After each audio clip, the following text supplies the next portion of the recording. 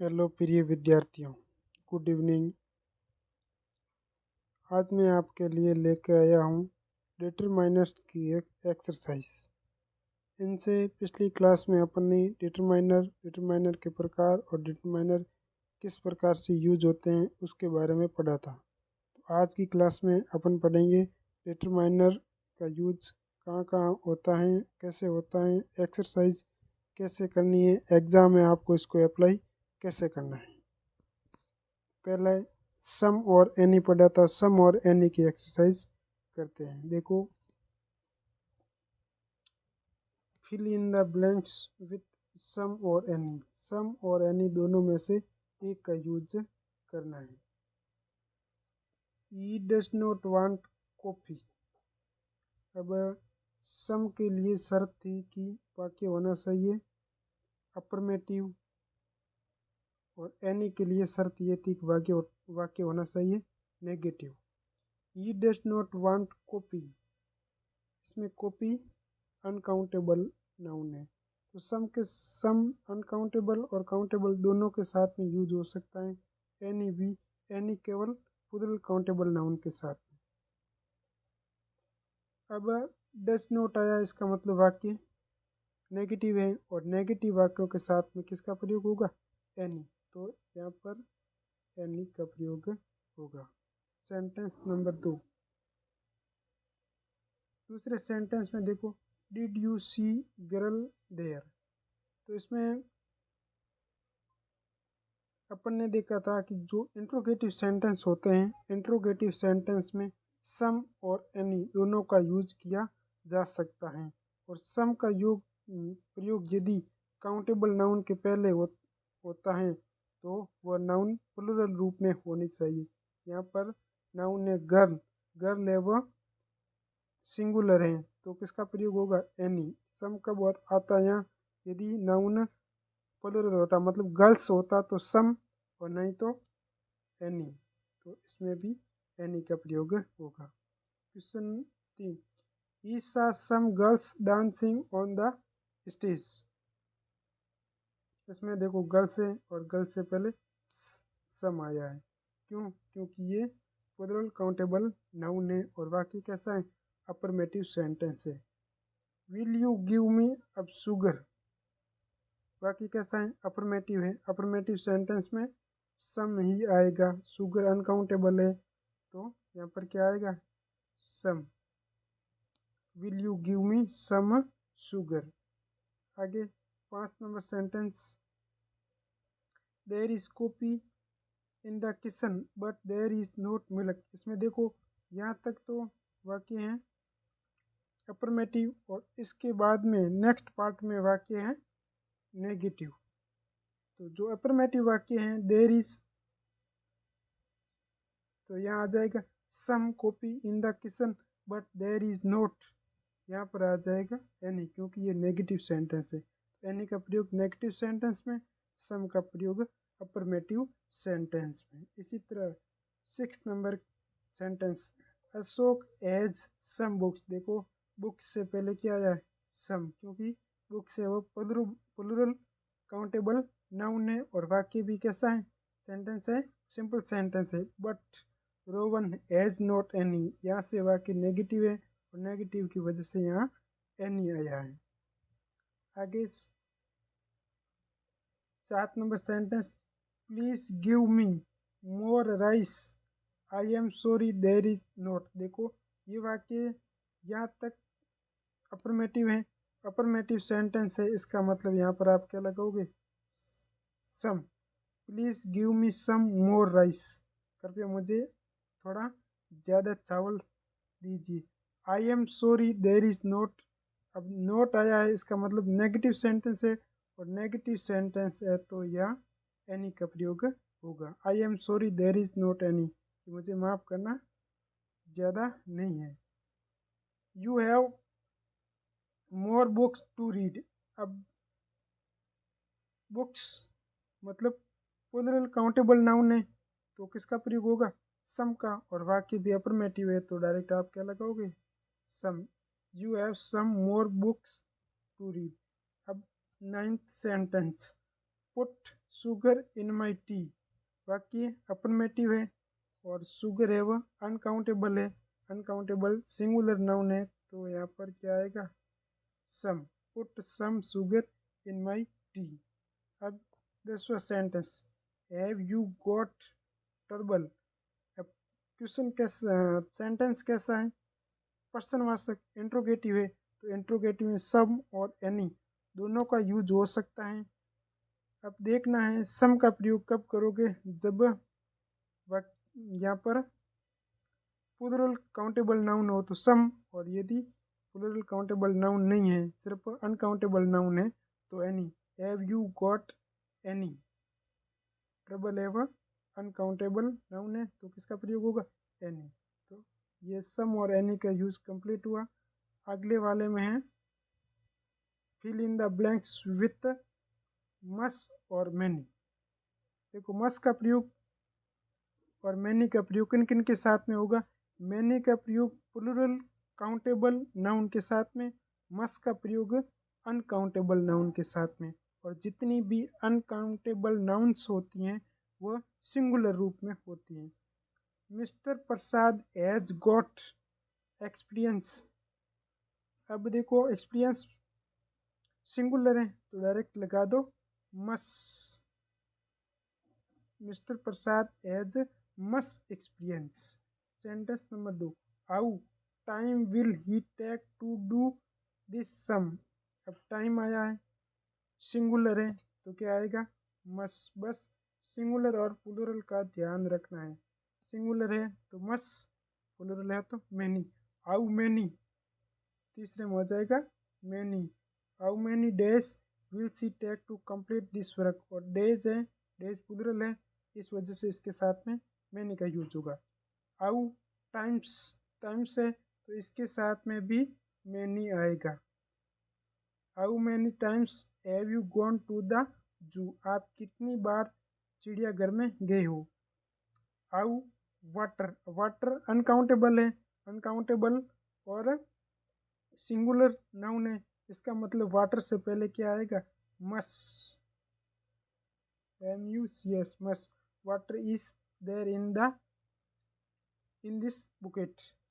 The boys did not make noise. Noise आया मतलब uncountable है, और अनकाउंटेबल सिंगुलर अनकाउंटेबल, इसका मतलब इनसे पहले मस का यूज होगा। अब 7th number, I don't know how man, MEN है, इसका मतलब ये प्लूरल काउंटेबल नाउन है तो इसके पहले मैनी है। How many man he has cheated. उसके बाद में है 8 नंबर सेंटेंस, हाउ, और उसके बाद में students are there in the class. Students plural countable noun है, इसका मतलब हाउ के साथ में क्या लगाओगे, many. How many students are there in the class, कक्षा में कितने विद्यार्थी हैं। 9th में there is not milk, milk uncountable है, इसका मतलब यहाँ पर मस्ट लाएगा, MUCS। There is not must milk in the bucket, bucket में ज़्यादा दूध नहीं है। 10th, there are not people present in the meeting. There are not people है वह अनकाउंटेबल माना जाता है तो इसमें MUCS मस का यूज होगा। इस तरह से आपको मस और मैनी का यूज करना है। अगली एक्सरसाइज में लिटिल, ए लिटिल और द लिटिल से संबंधित। लिटिल नेगेटिव सेंस देता है, ए लिटिल पॉजिटिव सेंस देता है, और द लिटिल मतलब होता है थोड़ा, लेकिन जितना है वह पूरा। देखो, there is coffee in this cup. वाक्य पॉजिटिव है, इसका मतलब आप क्या लगाओगे, a little, a little. Money is needed to save his life. Money is needed to save his life, इसका मतलब उसके जीवन को बचाने के लिए कुछ धन तो सही है, इसका मतलब नेगेटिव नहीं है। ये कैसा जा रहा है, पॉजिटिव, तो इससे पहले भी क्या होगा, ए लिटिल। ए लिटिल का यूज होगा। Money she had was all stolen, उसके पास में जो कुछ धन था वह चुरा लिया गया। स्टोलन मतलब चोरी हो गया। तो ऐसे दो सेंटेंस आ जाए, जैसे एक सेंटेंस ये अलग होगा, ये अलग हो गया, तो इनसे पहले क्या आएगा, द लिटिल, तो तीसरे में क्या आएगा, द लिटिल। अब चौथा, यू हैव मनी, आपके पास में धन है। अब पॉजिटिव सेंस दे रहा है, इसका मतलब आप क्या लगाओगे, ए लिटिल। आगे 5 number sentence, a police student as for his life, देखो एक जो मूर्ख विद्यार्थी होता है उसका अपने जीवन के प्रति थोड़ा सा भी परवाह नहीं होता है। इसका मतलब वाक्य का सेंस है वो नेगेटिव जा रहा है, तो इसमें आप क्या लगाओगे, इसमें आप लिटिल लगाओगे, LITTLE। अब 6, money he had spent over his brothers education, उसके पास में जो कुछ धन था उसने अपने भाई की शिक्षा में खर्च किया। तो इसका मतलब दो सेंटेंस हो रहे हैं, जितना कुछ धन था, जितना उनका पूरा, तो इसमें क्या है, 6 में the little. Little, a little और द लिटिल ये सभी अनकाउंटेबल है। इसमें देखो मनी अनकाउंटेबल है, इसमें केयर अनकाउंटेबल है। ऐसे if you save money every day you can get a good sum in a year, देख पॉजिटिव सेंस दे रहा है। यदि आप प्रत्येक दिन थोड़ा सा धन बचाते तो एक दिन आपके पास में, एक साल के अंदर आपके पास में बहुत कुछ राशि होगी। सम का मतलब होता है राशि। इफ यू सेव, तो इसमें क्या हो जाएगा, ए लिटिल, ये पॉजिटिव सेंस दे रहा है, इसका मतलब ए लिटिल। अब 8 number sense, there is hope of his recovery, मतलब उसके ठीक होने की बहुत कम आशा है, तो LITTLE लिटिल आ जाएगा। लिटिल का मतलब न के बराबर, तो उसके ठीक होने की बिल्कुल न के बराबर आशा है। Knowledge is a dangerous thing A little, a little मतलब थोड़ा सा, थोड़ा सा नॉलेज है वह डेंजरस है। You have appreciation of good poetry, तो इसमें ए लिटिल आएगा, क्योंकि इसमें पॉजिटिव सेंस दे रहा है और पॉजिटिव सेंस है तो a little.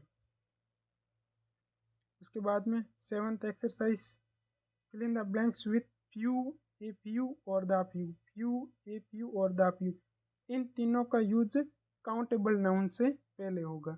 Few negative sense देता है, मतलब बिल्कुल नहीं।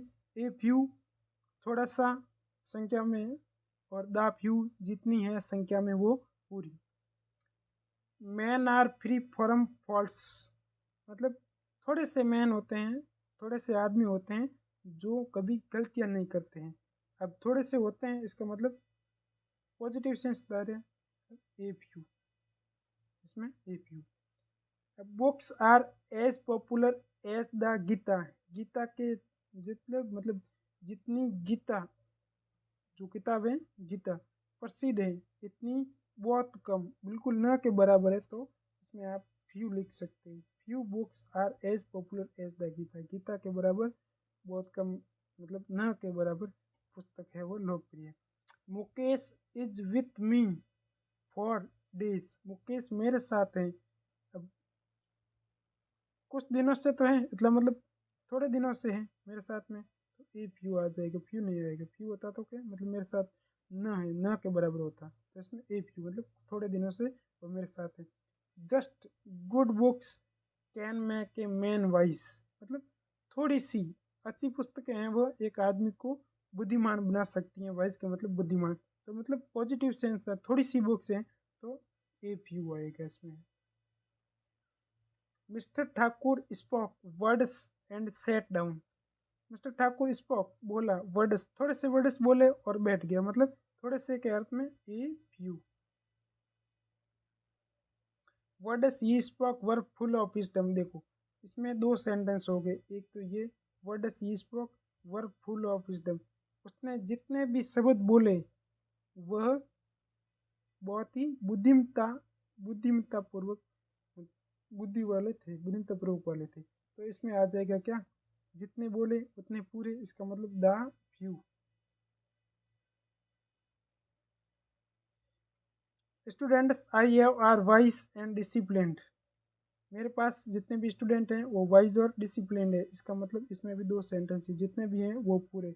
इसमें भी क्या आएगा, द फ्यू।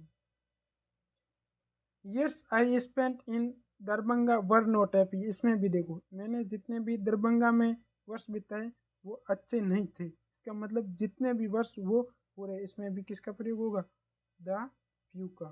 2 सेंटेंस होते the few. If you spend rupees you can,